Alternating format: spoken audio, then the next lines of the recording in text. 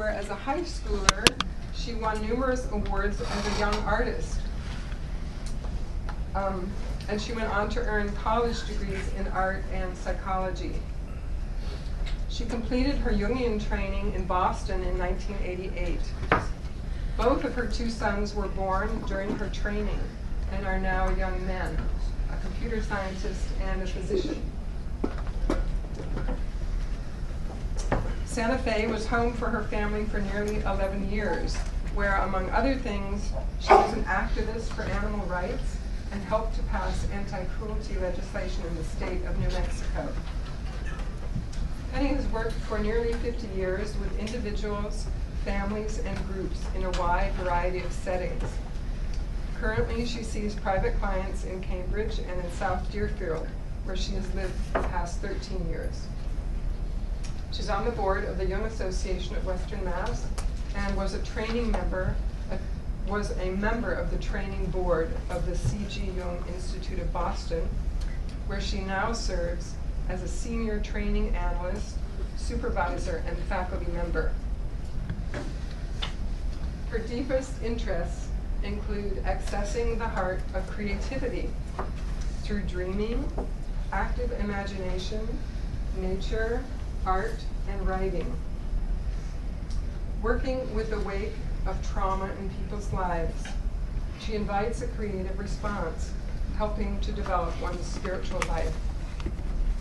As an artist, writer, naturalist, and dreamer, she wants us all to live as fully as possible with a whole heart and be curious about the great mystery we are all sharing.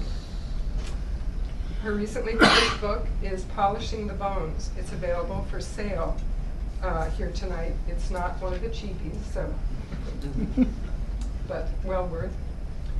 It's also available on Amazon and soon New York Press. Thank you, Penny. Thank you. Thank you.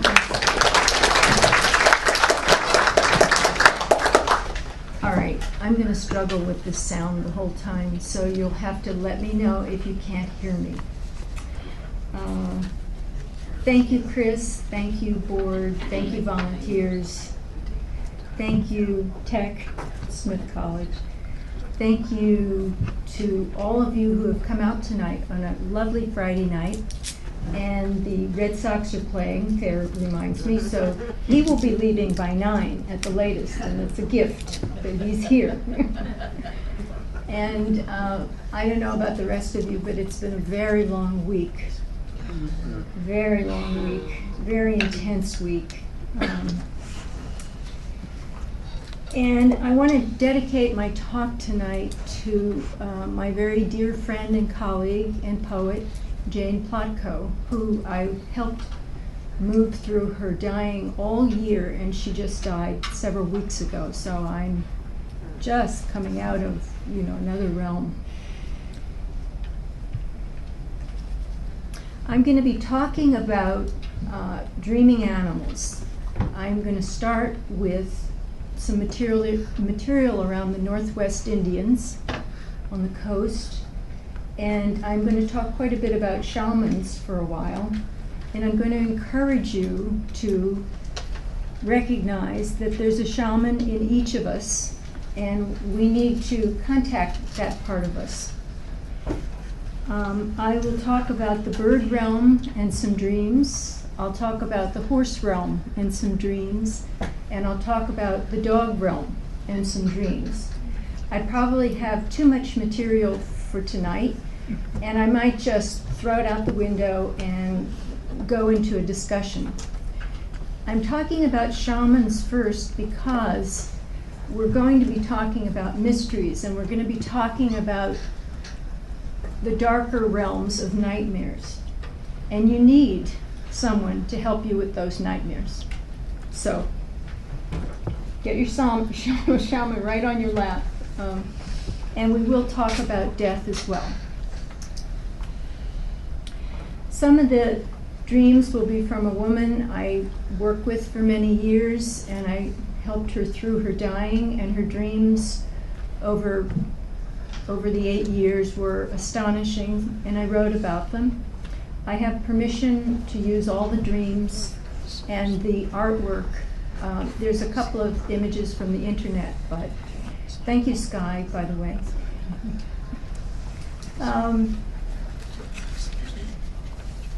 This material is following on the threads of my earlier talks about Psyche's gifts of dreams and the imagination, other dreaming animal talks over the years, and the human initiations of birth and death.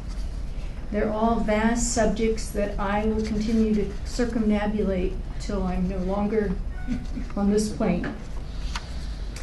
I'm going to be drawing on Carl Jung's work, and particularly his colleague Barbara Hanna and her wonderful set of lectures from the Jung Institute in Zurich from 1954 to 58, which I recommend. There's a series that contains many lectures. It's the archetypal symbolism of animals. I highly recommend it. It's very readable, very interesting.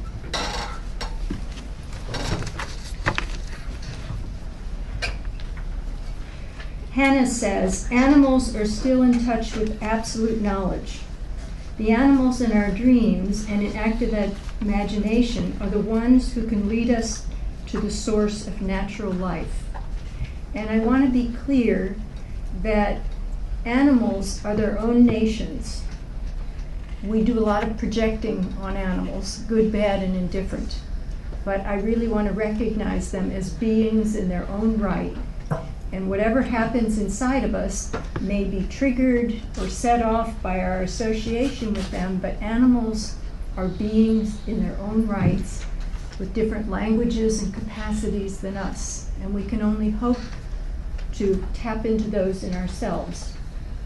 They are all in our imagination, but they also exist in the world and need great respect.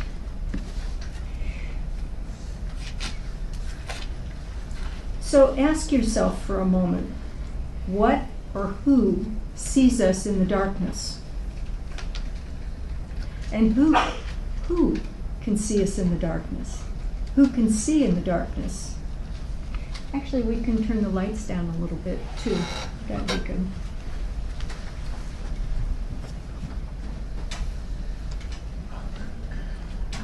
Better, thank you. So taking a quiet moment to breathe and go inward and settle.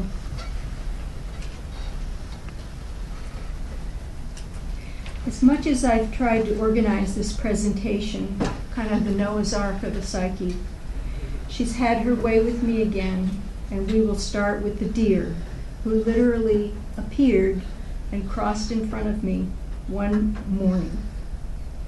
So I honor this creature, and I follow her guidance into the woods and mists of the unconscious.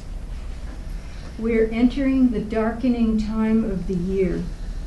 It's the time of harvest in nature and agriculture, and we in this valley are so blessed with abundance. So I take a moment to thank the farmers, the field workers, the animal caregivers, the truck drivers, and the farm families, all of whom sacrifice a great deal and bear so much of the vicissitudes of Mother Nature, the blessings and damages.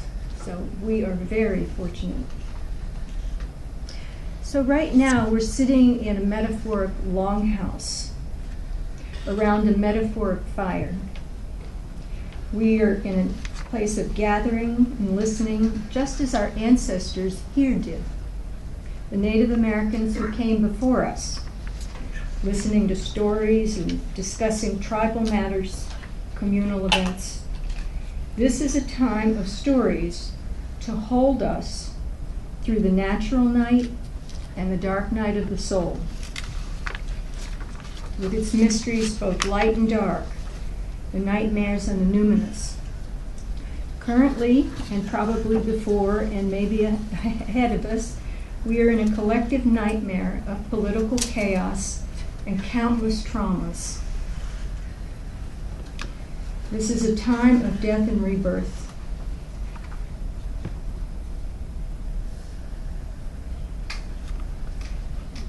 This is a cave painting from Lascaux. They have discovered cave paintings in Southeast Asia that are about 65,000 years old. These might not be quite as old.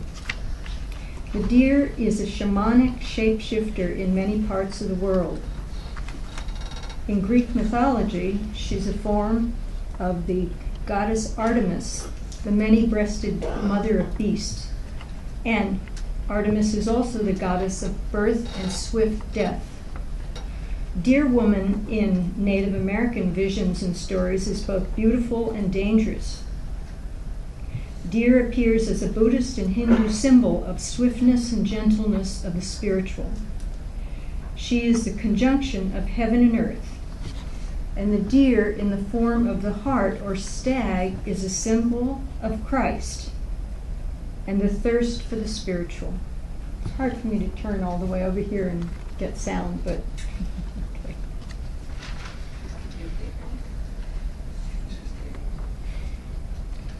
Deer is a medicine creature, swift and wild, being of earth and wind, and she's also found in the heart chakra, the intersection of above and below in our body, heart. And the heart the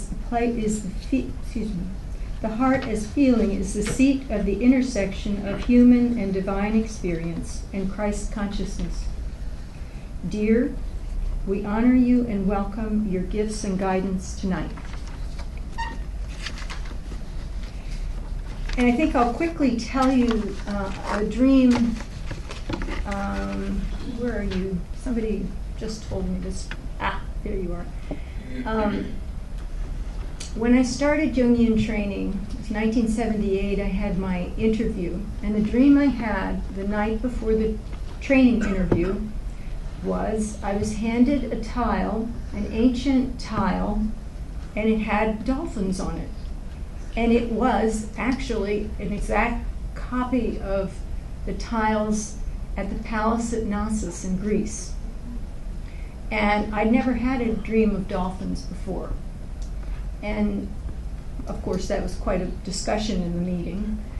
But I tell you that because it was a numinous dream, and throughout my training, dolphins, I don't know if they're a totem animal or whatever, but they came and they were with me many, many times.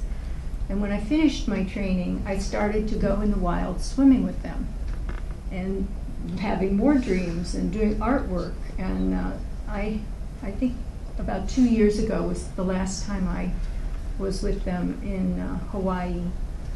But that's part of the numinosity of the animal dreams. And I wanted to start with that. And if there's time at the end, I'll share another one. But I wanted to start with the numinous.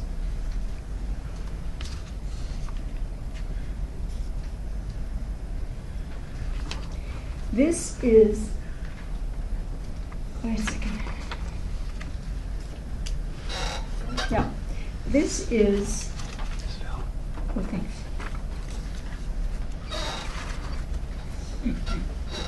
Hang on. Okay. Anyway, these are shamanic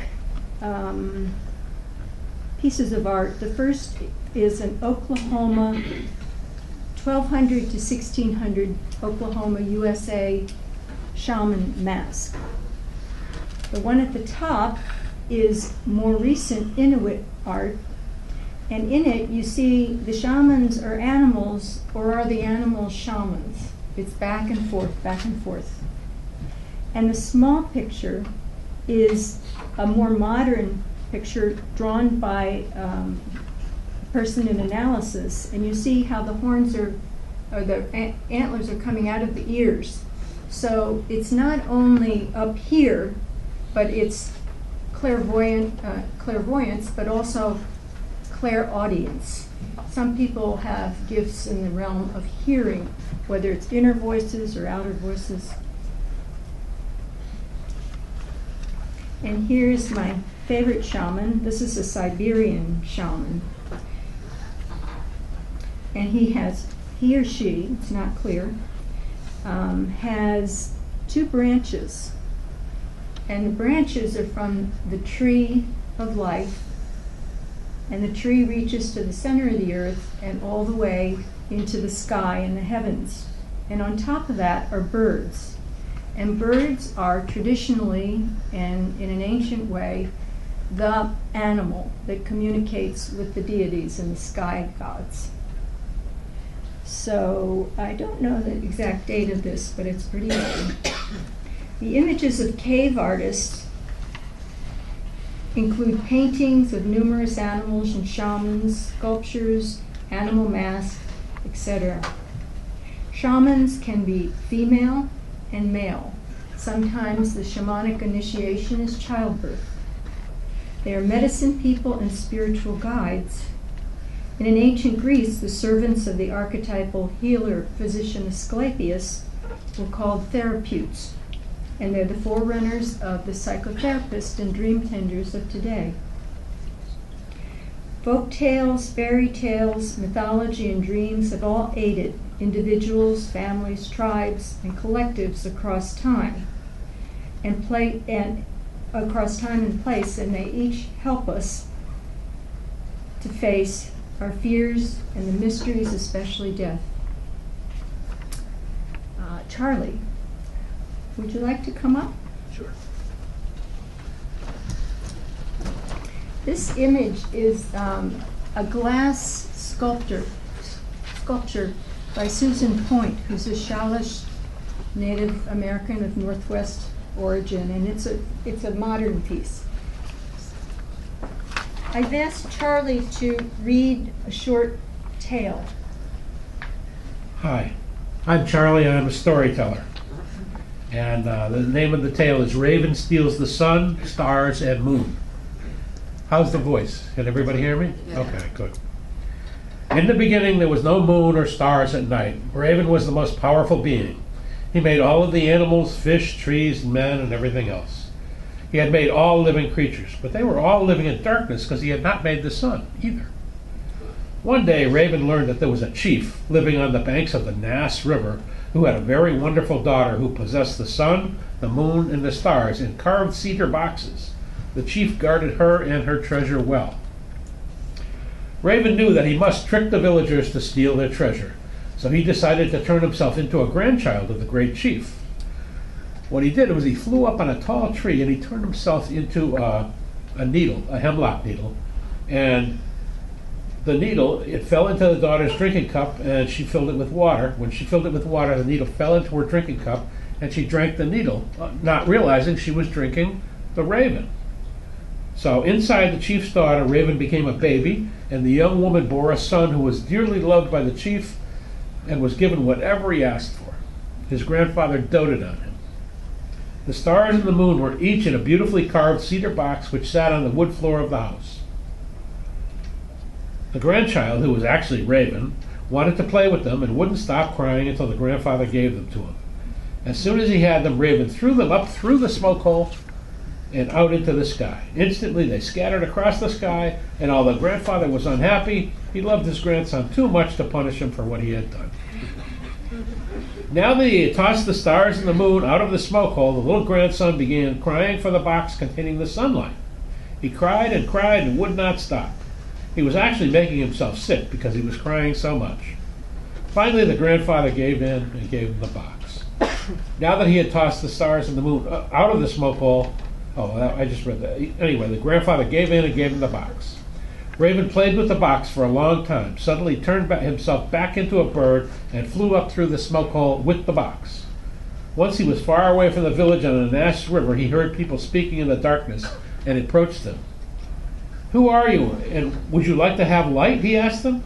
They said he was a liar and that no one could give light. To show them he was telling the truth, Raven opened the ornately carved box and let sunlight into the world. The people were so frightened by it that they fled to every corner of the world. This is why there is Raven's people everywhere now. Now there are stars, moon, and daylight, and it is no longer dark all of the time.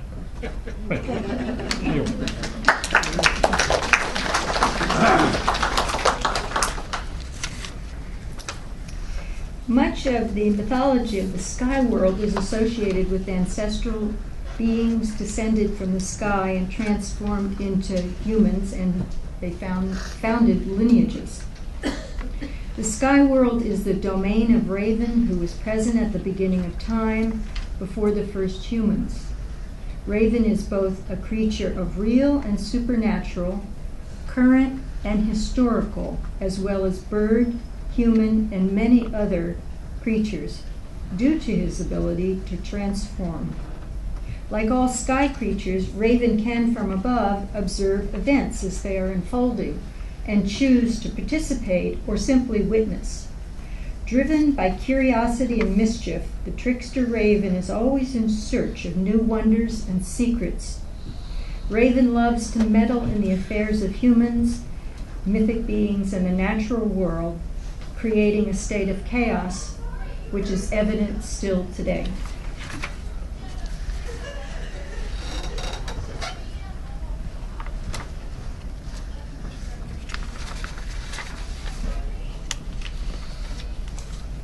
So, I want to talk a little bit about nightmares. I want to talk about, I'm going to show you first a picture that was done in an analysis, in an early part of the analysis. In the early part, when we would say the Negredo is present, where things are dark, and there's a lot of depression, and there's a lot of being assaulted by thoughts and feelings. Anyway, this is from a woman in her analysis, and it's a picture of shadows. It's a collage. Shadows, introversion, mourning, a grieving Zen-like woman covered with the ashes of death, and a woman curled in a fetal position. She's on a stone, and there's some large Great Mother figure kind of on the far right. The mother and children are being pursued or led by hawks. And there's also a hawk either protecting or possibly attacking the woman that's meditating. It's a combination of memories and fears and stories heard as a child. This is the rubble of a life, and this requires introversion, but it's in service of transformation. I really encourage all of you to record your dreams, and if possible, either write a little bit about some image or do artwork from them. Because as you do that, you kind of bring something over from the unconscious and anchor it in your conscious world.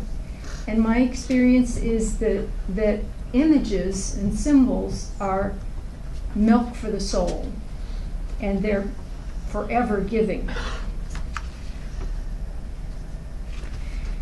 So what is a nightmare?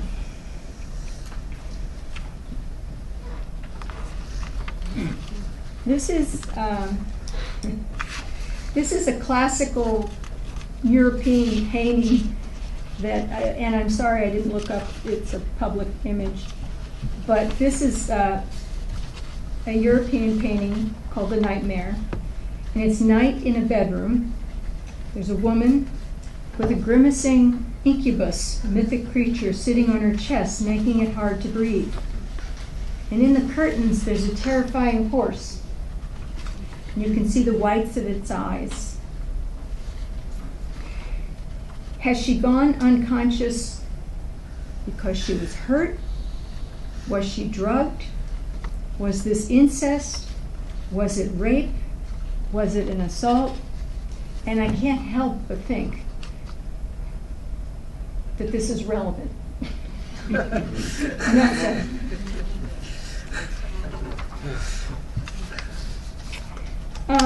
Over the course of some years, I have collected people's nightmares and looked at the themes of them. So I'm going to ask you to listen carefully and see if you hear anything familiar to you.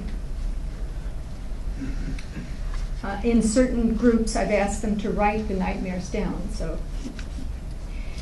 okay. Loss of control being in a natural disaster. Tornadoes, hurricanes, floods, and fires. Being abandoned, left behind, betrayed. getting lost, can't find the way home or a car. Rejection, anger of a loved one directed at me. Economic depression, poverty. Personal suffering, undefined. Rejection by parents and homelessness, put out on the street from our home. Extreme cruelty or torture. Nakedness in public. Being pursued, chased, attacked by a dangerous animal, person. Being eaten by a dangerous animal, especially during a dark, starless night. Living in a dictatorship, personally living under a dictator. Being trapped in a totalitarian world. Surgery being done on me with anesthetic. Fear and shame of public exposure. Public hatred and rejection of me. Someone coming to my home and seeing how chaotic it is. Dying too soon. I'm so immature.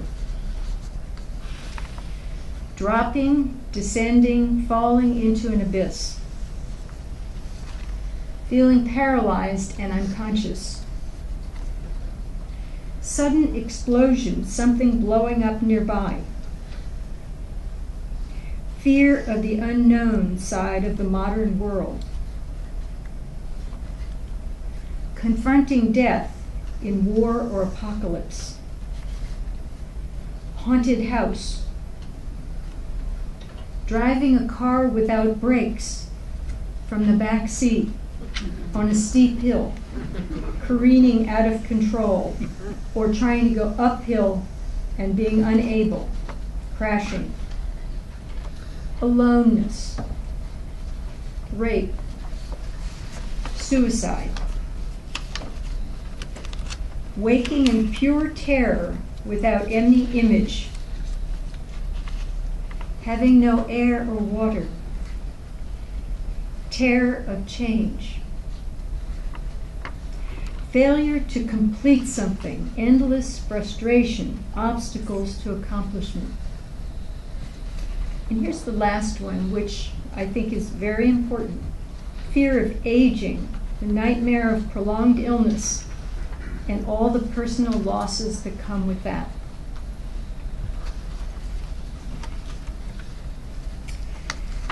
Nightmares are common human experiences. Did anybody hear anything? Did anybody hear anything in there that maybe was yours? Or all of them? Okay. Some scientists report that nightmares are instinctually instructive. In sleep, the brain and the nervous system reacts, alerts us, causes panic, forces us to practice fleeing or fighting or playing dead or dissociating for all purposes around survival. A nightmare may force us, warn us to attend health issues, car problems, economic woes, weather issues, personal safety issues, and actual danger that we've been ignoring. So nightmares have a function of practicing to keep you alive. And I remind us that children are innocent and they are total prey to predator animals and humans, natural disasters and political events. So here's the great truth. We will eventually all be out of control a great deal. We will all die, and nothing can save us from this reality.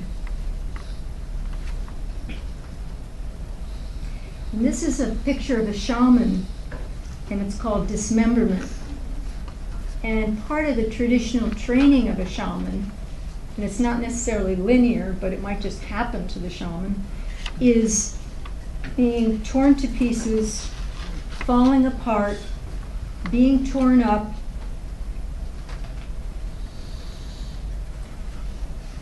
You know that place?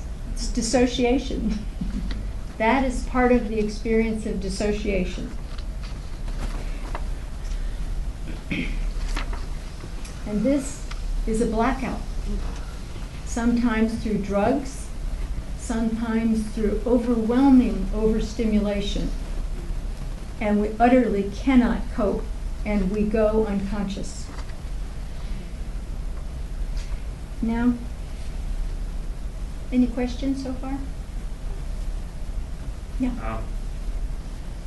The horse in the picture, I understand the nightmare connection, but where does that name come from in terms of like just a function of the ubiquitous nature of horses at the time that name? Well, I think the origin of nightmares were partially because horses were seen to have a certain amount of extrasensory perception and were capable of panic. And in ancient times, it was thought that various animals were carrying death or were going to come and snatch us into death, and the horse was one of those.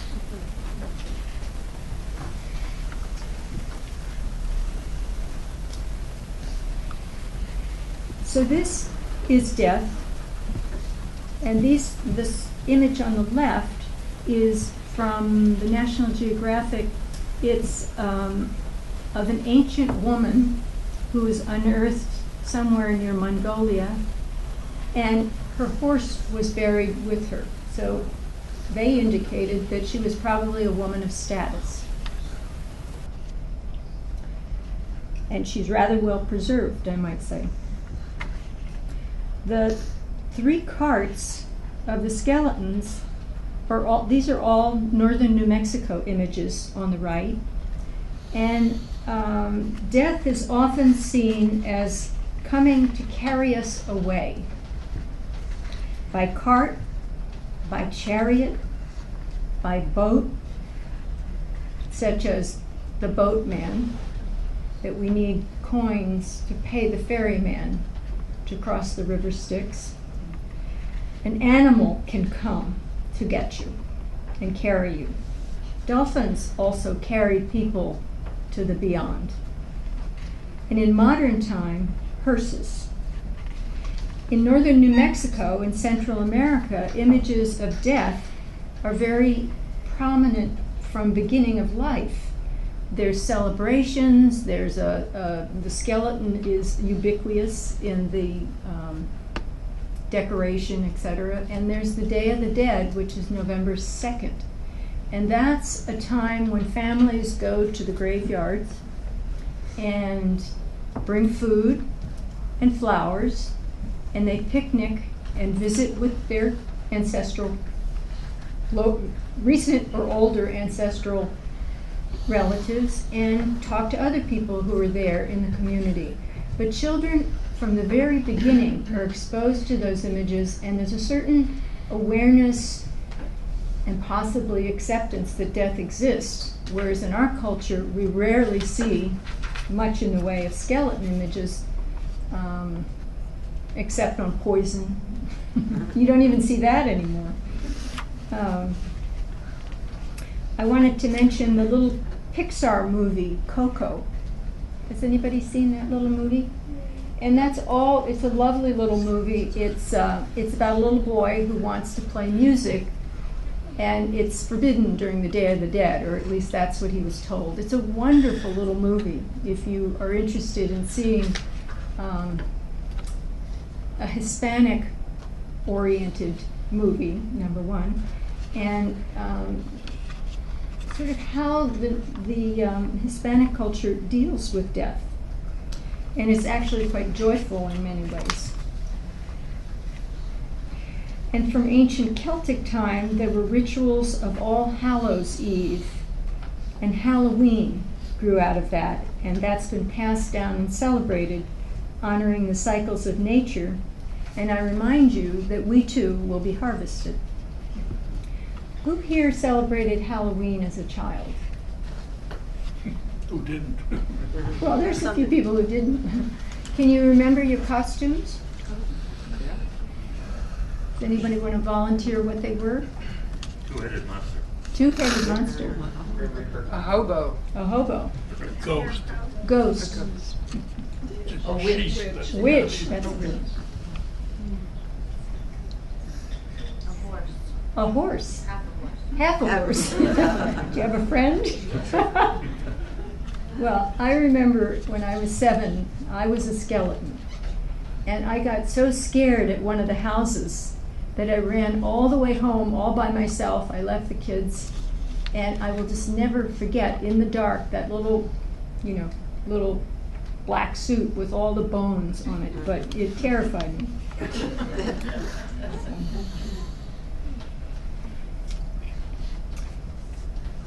So now I want to talk a little bit about birds and dreams of birds. Who's dreamed of birds in any form? Quite a few people. Feathers connote or symbolize the connection with the spirit or sky world, heaven. In the National Geographic, which I love the pictures, there's an X-ray of a bird skeleton dating back 150 million years. And plumage is shown. Feathers existed back then. So I don't know for sure, but I've always seen feathers associated to indigenous tribal ceremonial wear. And who doesn't see a feather in front of them and feel something?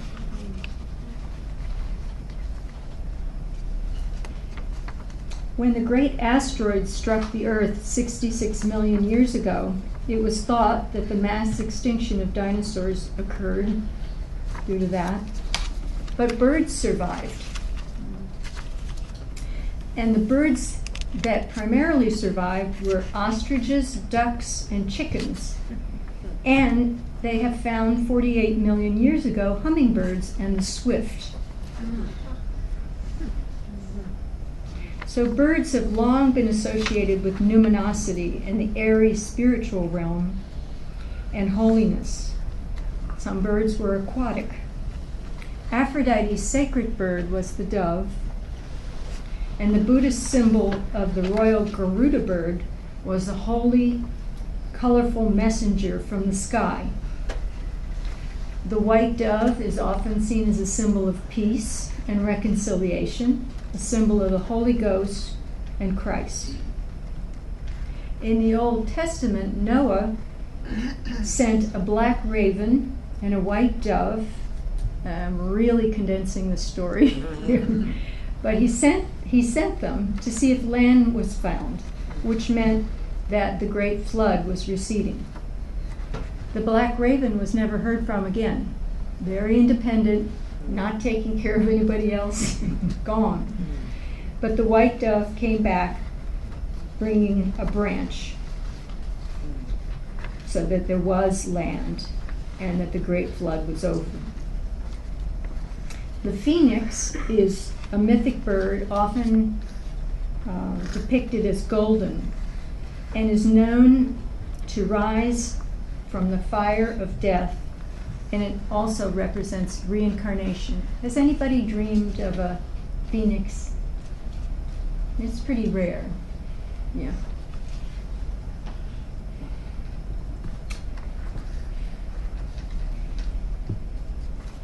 So wings provide sacred vehicles of ascension to the heavenly realms. Bright angels, Pegasus the winged horse, winged serpents and dragons all rise to the heavens, the realm of the sublime.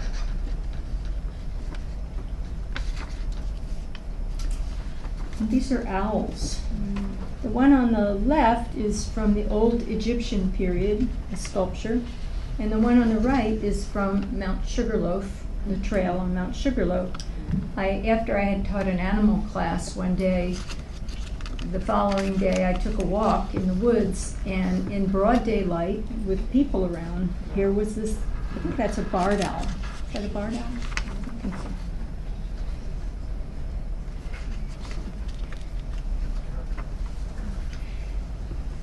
Eagles, hawks, and owls are sacred birds of the gods, and they're aggressive predators. They're medicine birds for Native Americans. And hawks seem to universally symbolize the divine communicators since Old Egypt. Owls are associated with the Greek goddess of wisdom, Athena. All predators, swift in flight and strike, are widely known for their keen vision. The eagle has been a symbol of royalty, and it is the symbolic bird of the United States, in case you, how could you miss that? Raven, and sometimes crow, is best known as a messenger from other worlds and a trickster thief. In Greek mythology, Apollo's raven was initially white, but when he disliked the message he received, he blamed the messenger and was turned into the black raven that we know. It was a punishment. Raven is a trickster and thief like Hermes Mercury. He's known for his intelligence and his problem-solving ability, and they are very, very bright birds. Ducks, one of the most ancient creatures, can travel in all three realms, on water, underwater, and in the sky. And that's unusual. Hermes can do that, but not many creatures can move through all realms. The swan is associated with transformation, being born with dark feathers which eventually become white. They have great beauty, their closeness to death, and spiritual realms. And remember, Mother Goose flew in the heavens on her broom. Mother Goose, the storyteller, flew on a goose. I'm sorry, it's a witch. And I wanted to mention harpies, which are nightmarish, small black birds with the head of a woman and the body of a bird. They were originally wind spirits, personifications of the destructive nature of wind. They are aggressive. Their name means snatchers or swift robbers, and they steal food from their victims while they're eating and carry evildoers, especially those who've killed their family, to the araignées in hell. And a metaphor for the araignées, the harpies, would be obsessive thoughts. So, who hasn't woken in the night kind of driven slightly mad by obsessive worries? Those are harpies. So I'd like to just share a few dreams. These are from the woman patient, Laura, that I wrote about. One of the more significant dreams was an eagle dream. She had an eagle dream about a year before she started analysis. And it was basically about a hawk and an eagle that were really in a deep conflict. And they fought and rose and fell and rose and fell and were bloodied, and eventually the eagle rose and ascended to the heavens, to a spiritual liberation. And that dream somehow moved her to think about it's time for a Jungian analysis in her life. There were other things too, but that was some sort of deep inner conflict in the spiritual realm, really. Then she had, when she finally told me about this dream, about a year into the analysis, she just reported it, like she just read it, and it had absolutely no feeling to it. And then when she was dying, about 2 weeks before she died, she requested that in the family setting, she wanted me to read various dreams that were important to her. So, one of the dreams she selected was the eagle dream, and she went into an active imagination, and she truly became the evil. She became the eagle, and she was having a beatific experience of ascension, which was quite wonderful. She didn't die then, but she was practicing. Another early dream she had was an owl with a fishing hook stuck in its throat. Native American wisdom, there's Native American wisdom about if you befriend or help an animal, they will tend to come and help you again in another way. So I'm quite sure that helping that owl release, actually free its life, because it would have died of starvation, but also it had its voice back. And I think that was her own wisdom voice that had been really, quite injured, and she was finally able to free her own voice. You'll also find this theme in many fairy tales, where there's, there's many, but one I'm thinking of has to do with somebody, Ferdinand perhaps. He's walking along, he's trying to go find the princess or something. Anyway, there's a fish that's on the ground, and the fish talks to him and says, "Will you please help me?" And he throws the fish back in the water, and later the fish helps him in another way in the tale. That's not at all unusual.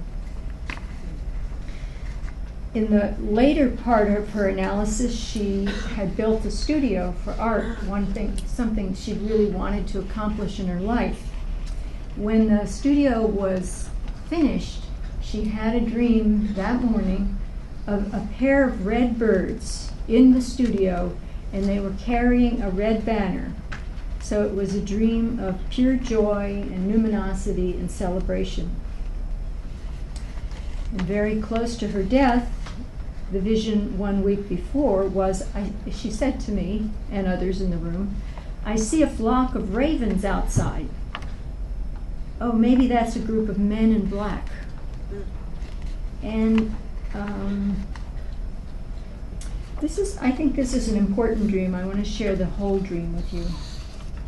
This was a dream she had before she died, but she didn't share it with me.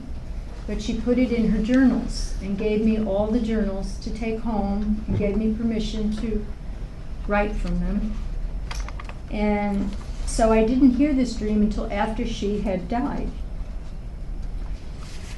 So it was a visitation dream. Here's the dream. I come to a place where messages and mail have collected. And as I glance at the postcards, I read, "We have stopped by several times to see you, but you're not there." She wonders, who is this? An unknown man comes by. He's obviously pushing something. He comes to me, and I know I don't want to spend time with him. And as he speaks, he pushes a 1-inch oval-framed image of Christ into my hand and asks me if I will accept it. And I say, of course.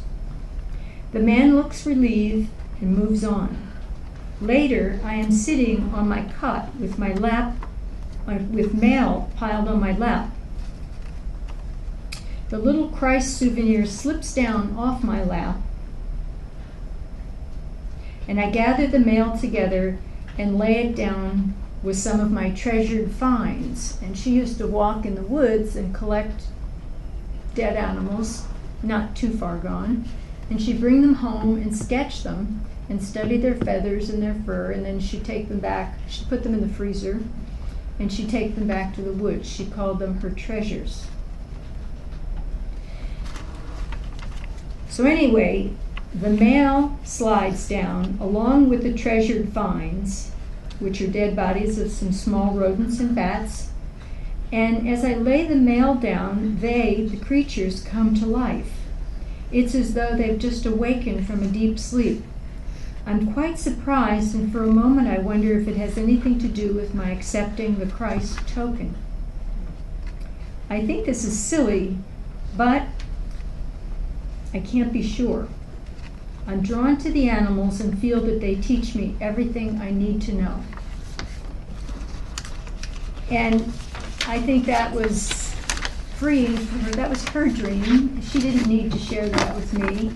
But I think that was her working with her early Christianity as a child, which had long, gone by the way. She'd practiced probably more as a Buddhist in terms of compassion and generosity. And she was very interested in nature and the goddess. Not so much the goddess studies, but the divine earth. So I think nature truly assisted her. And this one more dream, this is a different woman's analytic dream, and this is from deep in her analysis. A handicapped young woman is present in a wheelchair. A faith healer arrives. He has a bluebird on each of his shoulders. She's able to get up, stand, and walks again with the support of others. She's very happy. So it's a dream about cripple walking again. And it's a nightmare that's overcome by grace. Maybe it was wish fulfillment, but it was a very beautiful dream. And now this is Fra Angelico, 1483. This is the Annunciation. And do you see the white dove in the ray of light? The Holy Ghost, Spirit. And there, you see the swift, the little bird up? I don't really know the meaning of that in this painting, but I do know that it's a very ancient bird.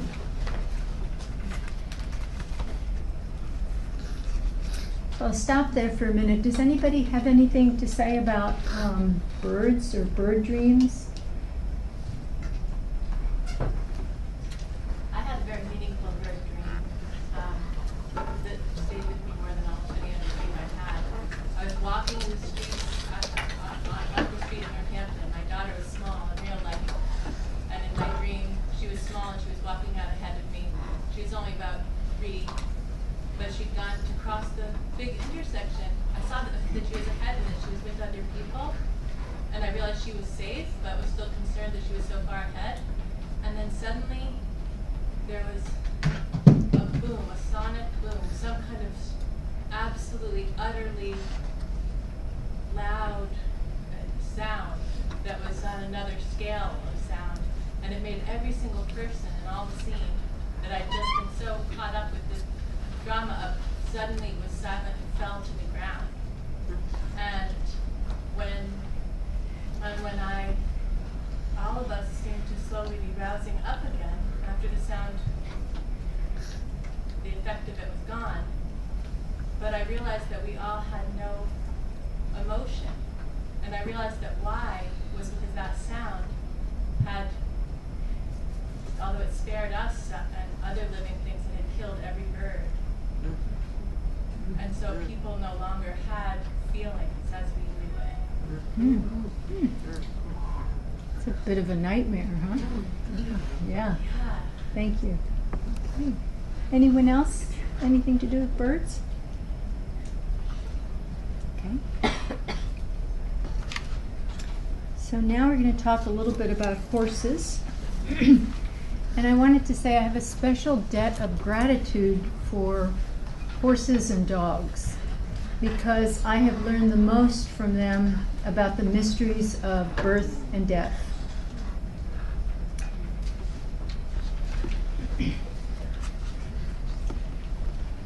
And I'll tell you a little more about that in a minute. On the left are horses in an ancient cave painting, objects of beauty for sure and power. And on the right is a local horse named Sky and her, Seeker, and her baby Sky. A friend of mine who owned the horse knew I had lost twin foals when I was about 15. It was very, very traumatic. and she called me and said, please come. And I didn't get there right in time for the birth, but I was there while the baby was still in the straw, a little filly, and I was able to sit with the mother and foal. It makes me want to cry. And see her stand and nuzzle and nurse for the first time. So it was a very healing and very generous gesture by my friend. When I was 15, 16, somewhere in there, I had a wonderful big black mare, and my dream was to raise horses and train them. And I bred her, had her bred to a steeplechaser, and she was pregnant, and she was due in April, late April, early May, and I had an intuition during math class, and I knew my parents weren't home, so I said to my friend, I've got to get home, I've got to get home.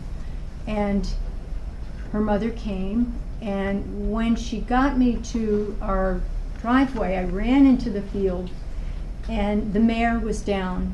My mare was down, and she was in the midst of giving birth. She gave birth to one and wouldn't get up. I didn't understand why she wouldn't take care of the baby, and I had never seen a horse birth. It was totally overwhelming, and I was totally unprepared and essentially alone. And finally, she started to give birth to the second one, which it's fairly rare, but they were premature. So they had no fur. She couldn't get them out of the call. So they both were born and died in front of me.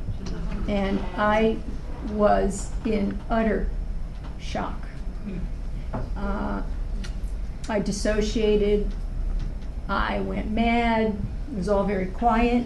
But eventually, when the vet came, and it was too late for anything, and my parents came home later, and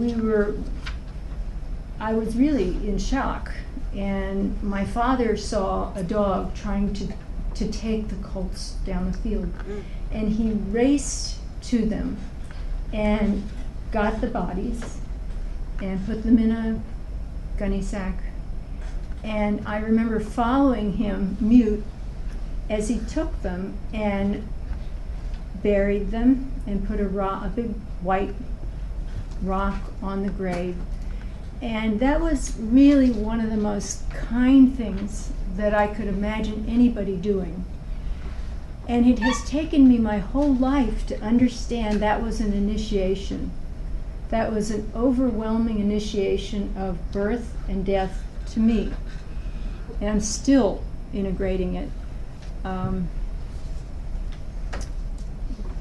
But I never went back to raising horses, or the whole idea of it was that was really the end of a dream. And it made me sacrifice a dream. And it might have been what was needed, but it was so difficult. So has anybody here lost an animal?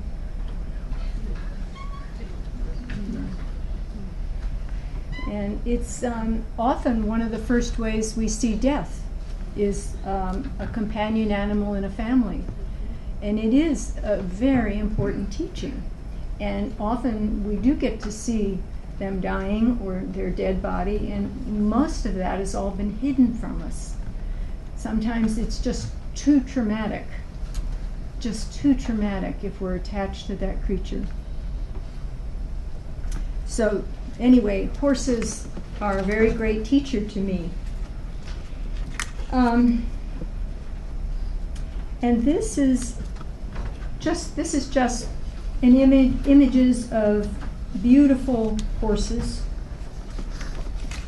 their instinctual strength, the power of their beauty, and their sensuality, and their freedom. And the one on the left is a painting by a man whose last name was Vigil. That's New Mexico. Horse is very important to tribes. And the one on the top right is just simply a joyful horse playing. And then there's the golden horse. This is from a Grimm's fairy tale, The Golden Bird. This is a solar hero. The prince triumphs and he attains all the treasures. The princess, the golden horse, the golden armor, and the golden phoenix. He has it all. Barbara Hanna speaks of the horse as a symbol of obedience and hard working versus the wild, unruly spirit. Has anybody here had horse dreams? Yeah. The horse is a symbol of the helper and the victim of man. Man has used horses in war and work and sport and pleasure. Horses are a symbol instilling vitality as well as the capacity for destruction. They're a symbol of extrasensory perception versus a tendency to panic.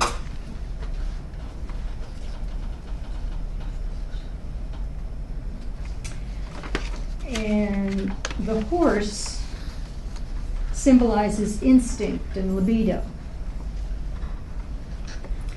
and was a sacrificial victim. And it was because the horse, in many ancient times and places, was so valued. The one thing you could sacrifice to the gods was a horse. Sacrificed to the sky gods and the water gods. And during certain periods in world history, the horse was sacrificed more than any other creature. They were regarded as an especially acceptable offering to the deities. And in the British Isles and Ireland, it was a custom to sacrifice a man's charger when he died, so he didn't have to travel to the beyond on foot.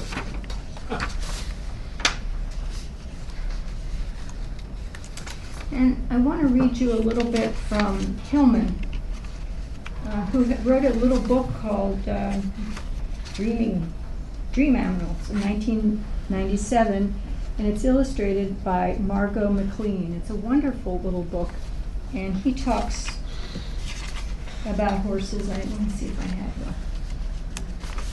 No. Anyway,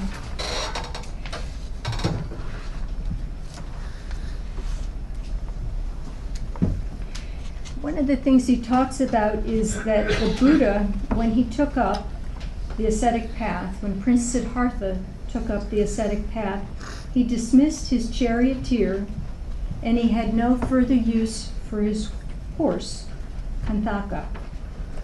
I might be saying that right. The separation from his master broke the horse's heart, and it is said that he died of grief.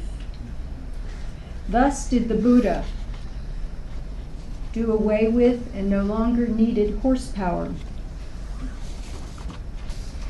And the giving up of the horse is often associated with the giving up of the martial, the Mars element, the warrior element, and coming to earth and slowing down and doing it more during life, less as a hero and more as a seeker.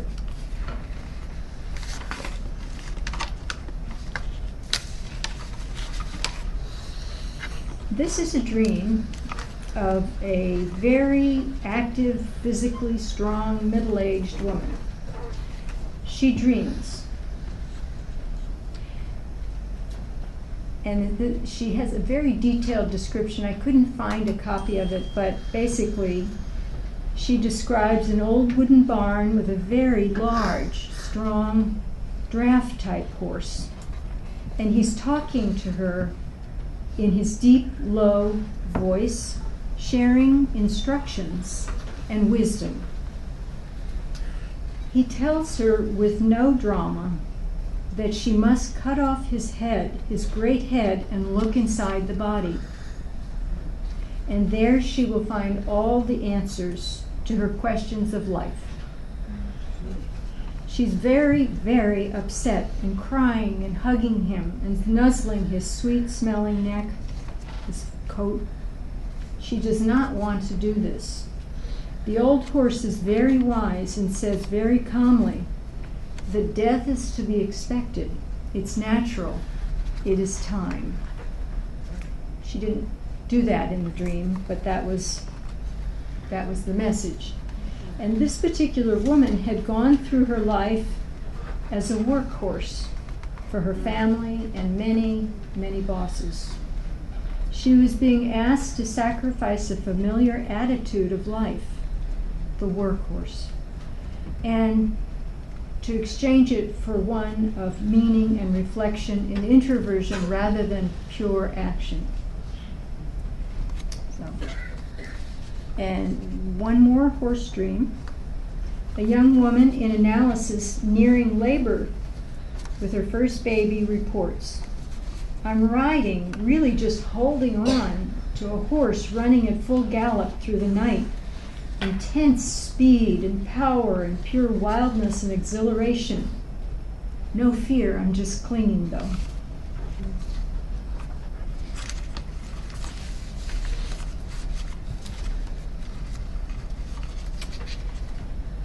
So now, this is the heavenly and the sublime, the sacred and the numinous.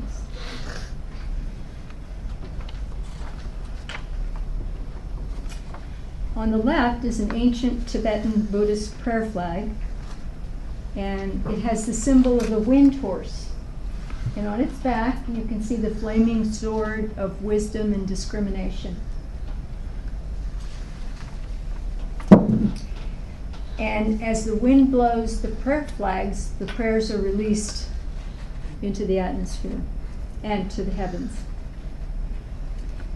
Pegasus on the right, the winged horse, is the horse of imagination, the horse of poetry. He was born from the blood of the transformed Gorgon terrible mother. That's very important because without the capacity to have worked with the dark, terrible mother, one does not have access to the freedom of the poetic imagination. So these images are of prayer and poetry in motion. And so the flag also moves. But they're animated, and this is the power of the imagination. They're both based in, yeah. Why is that without having worked with the dark, terrible mother, one doesn't have access? Well, you might not personally have had a dark, terrible mother. So you might not have been forced into some of the depths of that darkness. I'm not saying one can't be creative, but confronting the darkest of the unconscious is often very powerful and purifying at the same time. And that releases the creative. It can, yeah. Mm-hmm. I don't think I've ever known a really dedicated artist that hasn't suffered quite a lot. That's my own experience. Okay. Now we're moving to the dog. The dog as guide and trickster. And on the left, that's the old period in Egypt again, carving. You see that's a mother dog, and that's a different dog, probably a racing dog or a hunting dog or a companion dog for the palace. And on the right, there is a very bad picture of a golden lab, friendly. Barbara Hanna says that the most familiar domestic animal is the dog, the most relational in terms of following your moods and wishes and commands. They evolved from their cousins, the wolves, the coyotes, and the hyenas.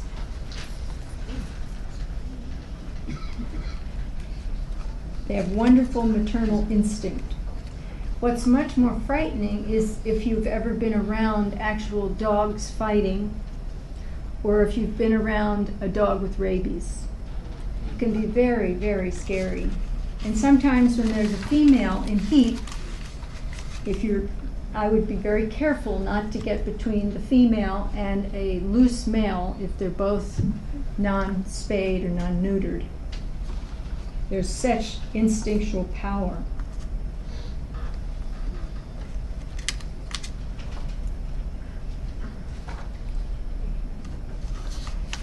Go back a second. Hannah talks about the dog as a symbol of a loyal friend and the opposite, a betrayer. A symbol of a guide and a hunter. A symbol of the watchdog and its opposite, the thief.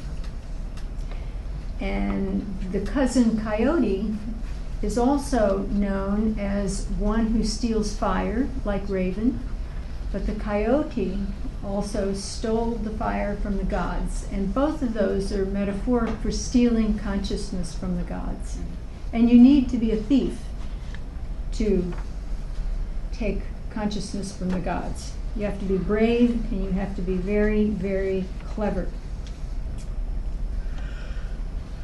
The dog is also a symbol of the healer. He was associated with the physician Asclepius in ancient Greece. And he's also known as the devourer of corpses. Hyenas were scavengers, and dogs, well, if you have a dog, you know they eat dead things. They are not unattracted to dead things. So anyway, the coyote lives on the boundary between the worlds, between the modern world and the wild world. And sometimes they're really easy to see around here. Any thoughts about dogs before I go into a nightmare? Any dog stories? No dog anything? Okay. Yeah. Just to me, their capacity to evoke love in human beings, Mm-hmm. love and attachment, Mm-hmm. Yeah. seems so powerful. I often see a dog showing up in a dream as a manifestation of the animal soul in the dreamer. And if it happens to be a beautiful lab, and we've had 5 labs in our marriage, then I think it's a very big, warm, endlessly hungry animal soul. And I always love the story, and I can't remember whether it was a story about Abraham Lincoln or one of our other presidents, maybe Truman, but a reporter or someone was talking to the president and said, "How do you endure all of the criticism and opposition and bad feeling that is directed at you and get out of bed the next day?" Mm-hmm. And the president said, "If you don't know how to deal with all that, get a dog." So they have, among other things, I think, more of a quality of unconditional love and attachment to us. Yeah. And one of the things I'm very interested in is the use of dogs now with returning veterans with PTSD or with other traumatic material. Mm-hmm. A dog also, when you let them loose in the old folks' home, becomes the center of a lot of interaction between the members of that community, and it incites and activates a quality of warm feeling and connection. Yeah, yeah. Thank you. I've done a lot of reading about the witchcraft trials in the Renaissance. Can you speak up a little? Sorry, I've done a lot of reading about the witchcraft trials in the Renaissance. And in so many of these different trials, there's documented evidence of the accused woman walking with a black dog in the field. And the black dog was just known to be an incarnation of the devil. And it just makes me wonder about the bad rap that black animals get in general, almost as though just by virtue of being the color black, it's the negation of all of the good qualities of the animal. And it just, it's, I mean, it could resonate that into the human world, I think. And it just seems like a disturbing and random distinction to make. I think at some very deep level, black, which represents the unknown, the great mystery and death, I mean, I think there's an association underneath.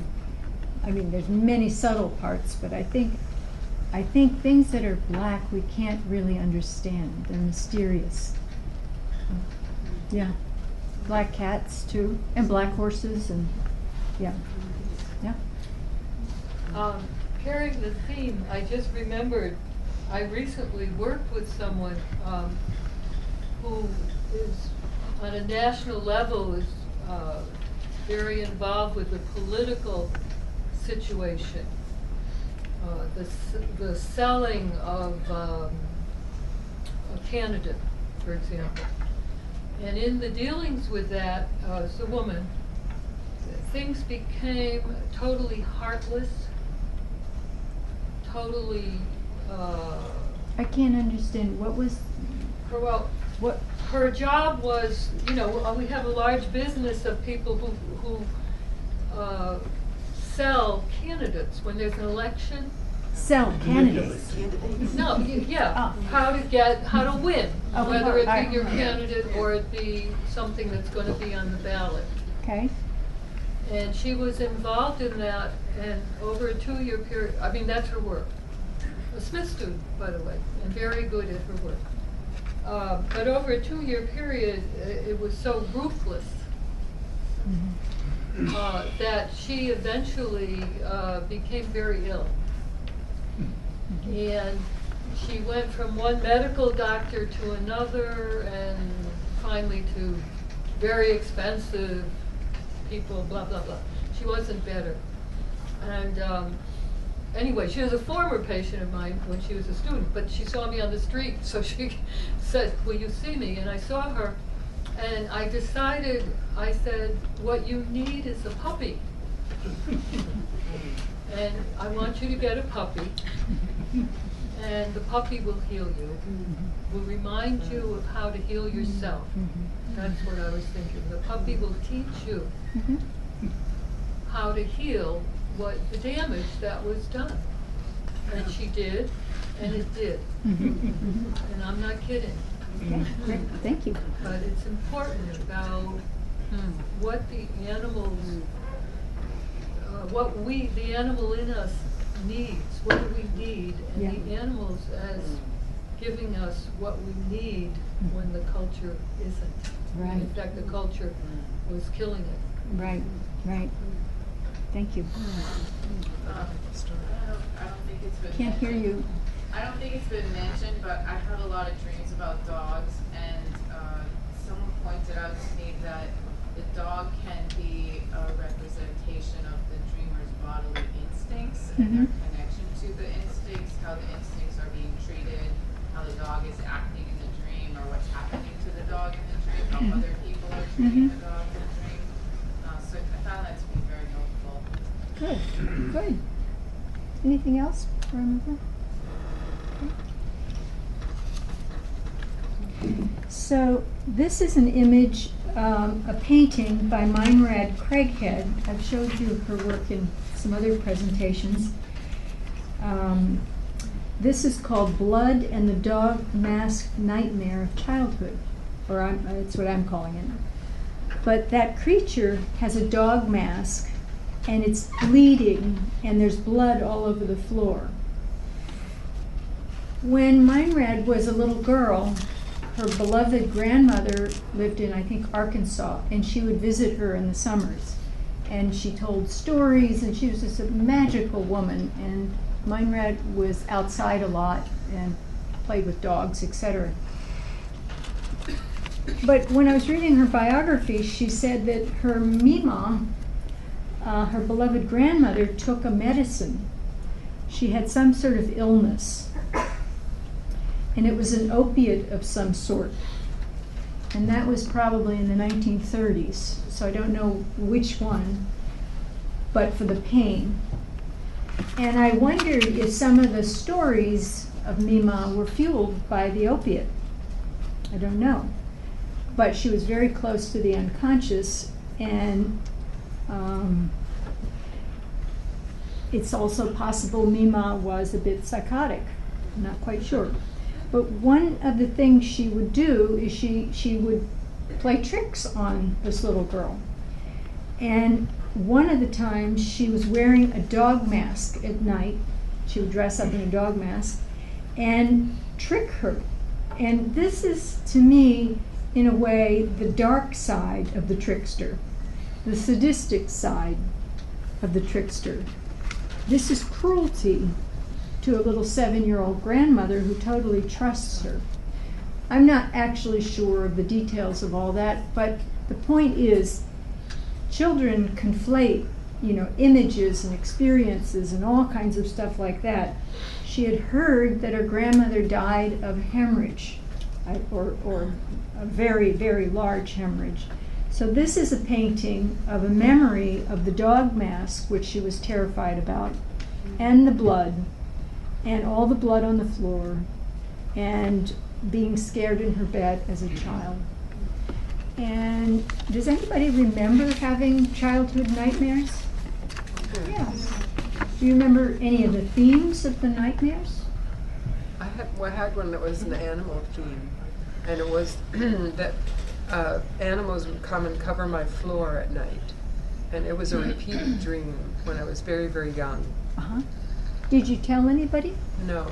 Mm-hmm. Okay. Anybody else? I think this could have been a dream, but it evolved into a fear or a fantasy of some kind that cannibals were going to come to Guilford, Vermont. And I remember telling my dad, and he said, the doors are locked. And I thought, that doesn't matter. Okay. I can remember being, I dreamed I was over a pit, a bottomless pit, and my mother was pulling on one side and my father was pulling on the other. And I was going to lose one arm either way, but if I lost both arms, I'd go down into the pit. And that was the year my parents were getting divorced. There's the abyss dream. Yeah. Okay. Anybody else? Oh. Being chased by a big red blob around a mansion. A blob. Yeah. There was a movie, The Blob. Yeah. And it was red. Oh, really? Yeah.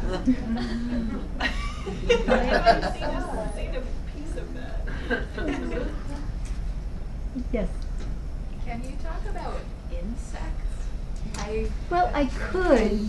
I just used to have a lot of insect dreams. I could, but it was so hard to just skim over these three that I didn't go into insects. But there's a whole universe of insects, like the bee and the ants. And, so I don't really want to go into another animal right now. But were they good dreams? No. Oh. Were they praying mantis? No, they weren't cool bugs. They were like crawly, the bug being there when you don't expect it to be, or there being lots of crawly, scary bugs. So the sense of sort of invasion. Yeah, not a good feeling. Yeah. What? I would have sometimes, actually maybe not when I was a child, but I guess like bone dreams, like of like piles of dead animal bones. It's not like Did it scare you? No, I thought it was really interesting. Uh-huh, okay. Yes. I had a dream of being in a recurring, that I was in a perfect white Victorian room with big windows with white curtains and everything was perfectly white. But then I looked over and to go out the door, I would have to go past this heap of unborn animal life. Like it was like as if marsupial of the contents of, like of a marsupial that was in development that had been somehow put in a heap in the room. And it made me have a fear of marsupials, and later I dreamed, as an adult, I had a funny dream about kangaroos, maybe because I ultimately just, that it had gone its full cycle, this kind of terror of the vulnerability of being unfinished and pushed out Yeah, that sense world, of, yeah. and the contrast with this very proper, it was a very strange, extreme contrast. Thank you. Okay, one more. I had quite a few, not sort of repeated dreams, but experiences and dreams as a child of being paralyzed in my body and unable to move while very scary things were happening around me, as well as trying to run from something, but being as if in thick mud and not being able to move fast enough. Yeah, yeah. That sort of feeling. That's real fear, yeah. Yeah. Okay. So this is a nightmare.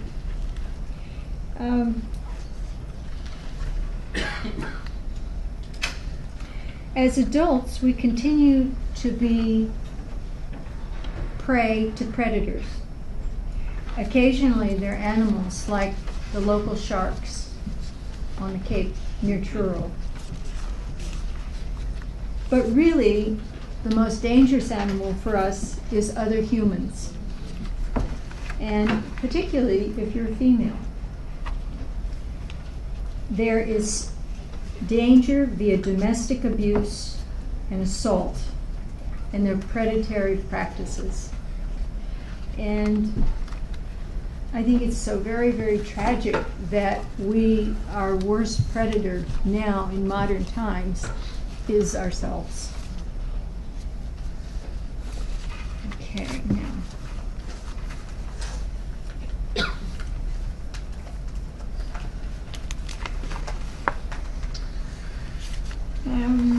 Just wanted to share a couple little dreams. This one is a dream this is the second dream that Laura had after she saw me in her analysis. This is the dream. I look down and I see I am naked. I move to the foot of the bed where I can see another room. A dog is there, very happy, wagging its tail and looking at what seems to be an opening in the wall, which turns out to be a painting, a semi-abstract painting propped up against the far corner of the room. There's a glass covering the painting, in which I can begin to see my reflection. The dog continues to wag his tail. He's very happy and he has an erection. Gradually, the two images of the dog and me begin to merge, and I awake thinking of the symbolism of this merger, feeling tremendously empowered, particularly about painting, but also about proceeding with my life without deliberate reliance on men. So, and there's the vitality and sensuality and sexuality and libido of the dog coming forth in her. This is a dream, someone at the beginning of their analysis. I was walking in a stream with my dog, who began limping and came up to me and held up her paw. I found and removed a thorn. My dog turned and ran back into the stream, following it to its source, and I followed her lead. And there's also a Greek story, myth, of Androcles and the lion, where, again, there's a thorn in the lion's paw. he removes the thorn, and later, I think he's in some sort of gladiator situation, the lion doesn't kill him. So there's helping the animal. And in terms of the dream someone back there shared in the back row about animal as the body instinct, there's an older woman who sees that her beloved spaniel has a terrible wound. This is the dream. She was soon diagnosed with a recurrence of breast cancer, which led to her death within a year. In this dream, her beloved dog was the one who was carrying the wound before she even knew she had it. Her actual dog was fine.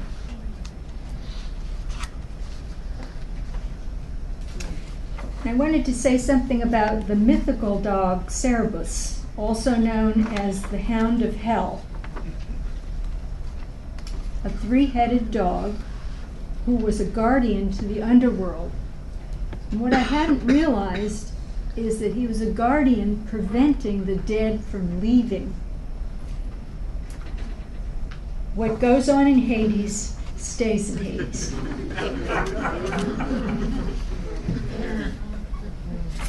And here's a beautiful image that you've seen before, I think.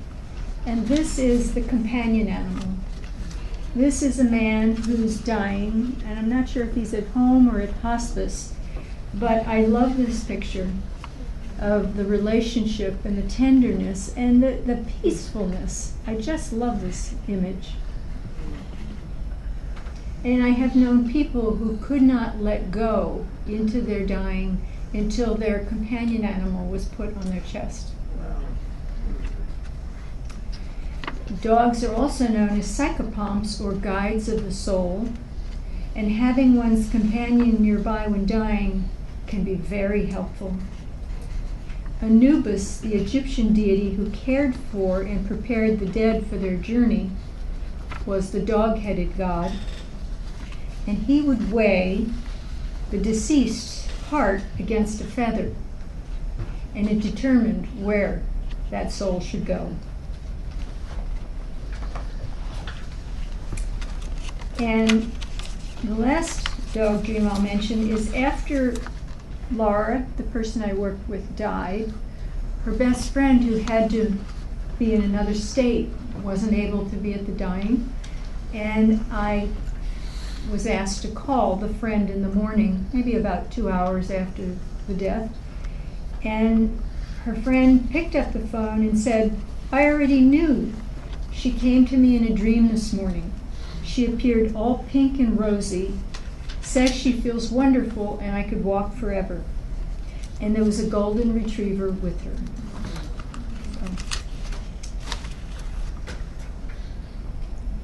So here we are back at our shaman.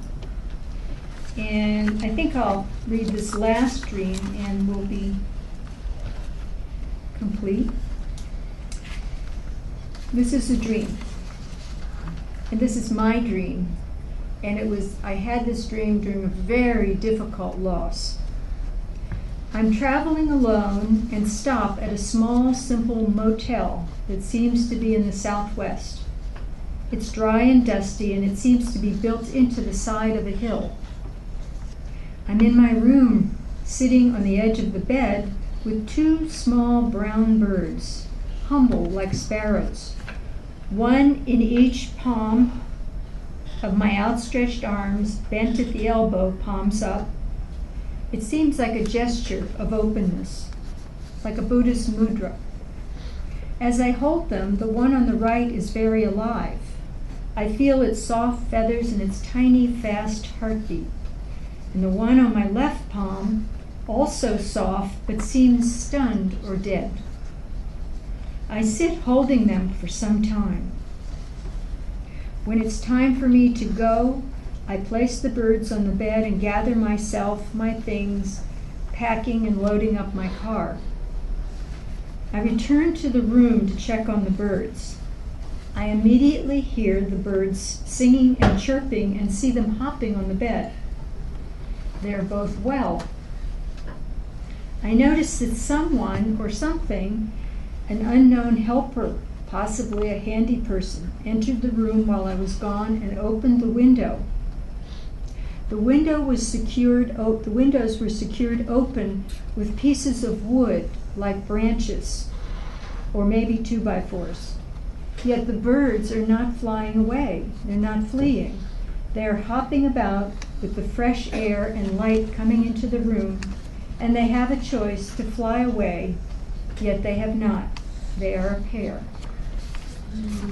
So I could talk about it a long time, but I think for me, one of the main messages was a message about humility, a message about we don't control life or death. You know, we can help, but we need to put things down sometimes. And then mysterious things happen. The unknown helper comes. Who knows what that was? And but I thought there was a dream about humility and the ego not being in charge of things, but something greater and more mysterious. And here's the last image for tonight. I thought I'd close with the deer. And there's a drawing.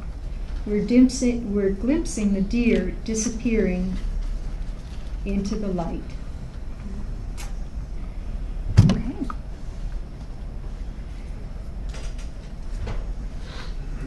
Thank you.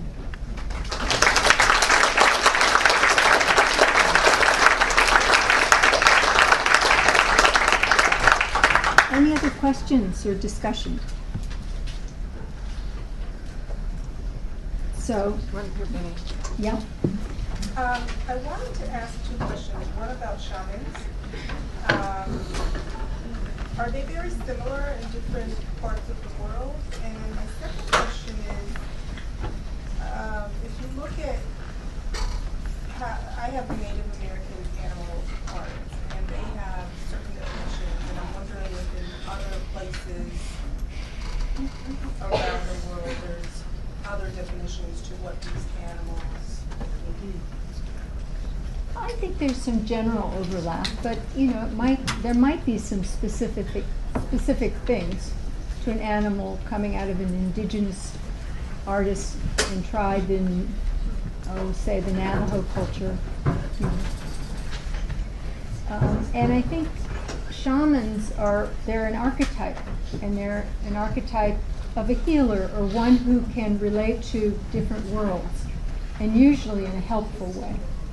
So that might it might look differently, but it's often someone who has sensitivities and gifts, and they are often people who are not in the center of the culture, but live on metaphorically, they live on the edges of society.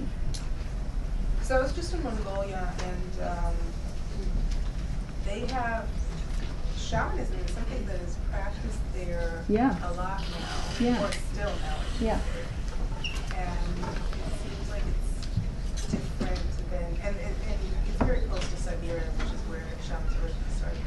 And it's very different than other places around the world that I've traveled and have shamans. That's what I'm wondering. I can't, you know, there's so many different kinds, but I'm glad you went there and experienced it. Part of why I brought up the shaman is because that's an ancestral archetype, and I think it helps us to be really grounded in nature and to be related to all living things and to listen to the other worlds. And I think many of us have lost that connection. So. Yes, I think that once we step out of Western civilization and travel in what I call third world countries, which is what I like to travel, Yeah. Okay. I remember a dream that I had that was quite scary.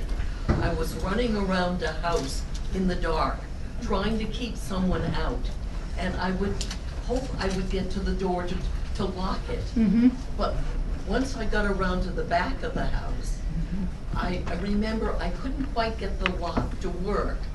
And so I, with all my strength, was pushing from the inside. And with all, I think it was his strength, he was pushing from the outside. He. Yeah. And I knew I had to let them in. And I remembered someone of an older colleague, and whose name eludes me at the moment, but she was being chased and she came to a cliff, and it was either jumping off or turning around and facing the creature. So she turned around and faced the creature, and she said, what happens next? And the creature says, I don't know, it's your dream. So I found whenever I can let that person in, or creature or whatever, Right. I learned something Yeah. about myself. Yeah. Penny, I just want to add to the animals you mentioned in dreams. There's several that I encounter regularly in my clients' dreams. Probably the most prominent are snakes. Snakes abound in dreams and are also related to the god Asclepius in his healing center, where there were actual snakes, and he also encouraged people to sleep and have dreams about snakes. Then there is cats. You didn't mention I had cats. to choose. It was more than enough. Another I time. find women dream about cats very, very frequently. Men much less so. Then there are mice and rats. They show up a lot. And then, interestingly enough, in quite a number of people's dreams, including my own, there are elephants. Oh, that's wonderful. Very wonderful. I will tell you one last dream about a snake. After I came back from working with this person around her dying, about a week later I was sitting in my office in a rocking chair, and I remembered the dream. I was inside a great hall, marble floors, high ceilings, and I noticed that there were, what I realized, these were a rib cage, and I was inside, and I realized I was inside the serpent, the snake. And the message I was given was, there's only one way, and it's through. So. And the next talk, I believe John Peck will be talking about the Red Book, and I would imagine he's going to talk about dragons as well. So, thank you. Snakes. Yeah.